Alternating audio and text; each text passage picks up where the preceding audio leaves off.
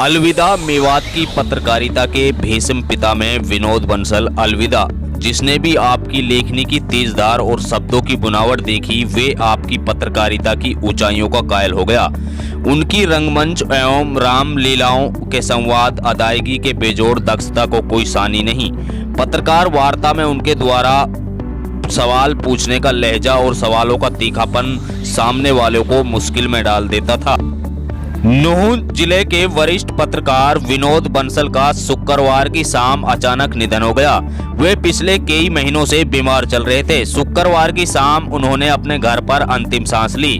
विनोद बंसल के निधन से जहां इलाके में शोक की लहर दौड़ उठी, वहीं पत्रकारिता जगत को वरिष्ठ साथी के निधन पर भारी क्षति पहुंची।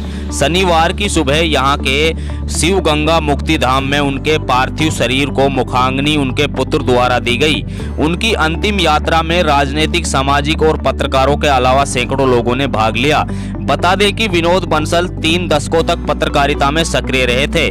पत्रकारिता में जहां उन्होंने अपनी लेखनी से लोहा मनवाया था, तो उन्होंने यहाँ की रामलीलाओं में भी बेहतरीन कलाकारी व अपनी प्रतिभा का दम दिखाया था। उनकी लेखनी और कलाकारी को आज भी लोगों के दिलों में जिंदा है। विनोद बंसल के निधन पर हरियाणा पत्रकार संघ के प्रदेश अध्यक्ष केपी पंडित, हरियाणा यूनियन जर्नलिस्ट के प्रदेश अध्यक्ष संजय राठी, HUJ के जिला अध्यक्ष सुरेंद्र दुआ, हरियाणा पत्रकार संघ के जिला प्रधान नरेश गर्ग, पब्लिक NCR के संपादक देवकी नंदन अग्रवाल, वरिष्ठ पत्रकार फजरुद्दीन बेसर, फनेंदर अग्रवाल, झिरका प्रेस क्लब के सचिव अख्तर अलवी, उप प्रधान पुष्पेंद्र शर्मा, मुकेश गोयल, प्रदेश सचिव हरियाणा पत्रकार संघ धर्मपाल, यूनुस अलवी, वरिष्ठ पत्रकार इत्यादि अन्य पत्रकारों ने वरिष्ठ पत्रकार विनोद बंसल के निधन पर जहां गहरा शोक प्रकट किया है। ऐसे में वरिष्ठ पत्रकार फजरुद्दीन बेसर लिखते हैं, मेरी विनोद बंसल से कॉलेज के दिनों में नूंह मुलाकात हुई और ये मुलाकात गहरी दोस्ती में बदलती गई। वे 1980 के बाद दैनिक ट्रिब्यून, पंजाब केसरी व कई अन्य अखबारों में खबर भेजते थे। 1979 में MA करने के बाद मैंने पत्रकारिता में 1 वर्ष डिप्लोमा किया, इसलिए मैं उनके साथ वैचारिक रूप से जुड़ता गया। ये लाइनें फजरुद्दीन बेसर वरिष्ठ पत्रकार साकरस द्वारा लिखी गई। उन दिनों मेरी गजलें, कविता, लेख आदि विभिन्न पत्र पत्रिकाओं में अक्सर प्रकाशित होते रहते थे।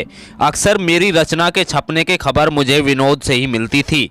1989 से 91 तक हम दोनों ने दैनिक मेवात गुड़गांव का संपादन कार्य संभाला। उन्होंने ट्रिब्यून और पंजाब केसरी के लिए लंबे समय तक लिखा। 1986 में कुछ समय के लिए नवभारत टाइम्स से जुड़ा तो उनकी मेरी जोड़ी और मजबूती आई। 1990 में दैनिक हिंदुस्तान के लिए नगीना, डेडलाइन और विनोद बंसल फिरोजपुर झिरका से लिखते थे। वर्ष 2002 के बाद दैनिक भास्कर के लॉन्च होने पर मैंने भास्कर में लिखना शुरू कर दिया। मेरा और उनका लिखना लगातार साथ रहा। उनके सिविल लाइन स्थित कार्यालय में हम रोज साथ बैठते। खबरों का संग्रहण, प्रेषण और पत्रकारिता की संपूर्ण गतिविधियां वही जनपती पनपती और प्रकाश में आती। 1988 में विनोद बंसल एक्रीडेशन पाने वाले मेवात के पहले पत्रकार थे। एक वक्त ऐसा था जब समूचे मेवात में उनका निर्विवाद रूप से पत्रकारिता में एकाधिकार था और उनके कद का कोई दूसरा पत्रकार नहीं था। 1980 से 2000 तक उनकी पत्रकारिता की पूरी मेवात में तूती बोलती रही। जब मेरे वालिदैन के इंतकाल के बाद घरेलू जिम्मेदारियों के चलते मैंने पत्रकारिता से दूरी बना ली तो वो अकेले रह गए। हमारी जोड़ी बिछड़ने से उनकी पत्रकारिता में स्थिरता और ठहराव आ गया। उनका स्वास्थ्य भी गिरने लगा। आहिस्ता आहिस्ता इस काबिल कलम के पाठक वंचित होते चले गए। 12 जनवरी 1960 को जन्मी इस काबिल शख्सियत का जन्मदिन हमने झिरकी वादियों में कई बार मनाया। उनके चले जाने का दुख साथ हम में रह रहकर याद करते रहेंगे। ये फजरुद्दीन बेसर, वरिष्ठ पत्रकार साकरस, वरिष्ठ समाज सेवी फजरुद्दीन बेसर की कलम से लिखा गया एक लेख है जो हमने आपको सुनाया। अलविदा मेवात की पत्रकारिता के भीष्म पितामह विनोद बंसल अलविदा। जिसको भी आपकी लेखनी की तेजधार और शब्दों की बुनावट देखी वे आपकी पत्रकारिता की ऊंचाइयों का कायल हो गया।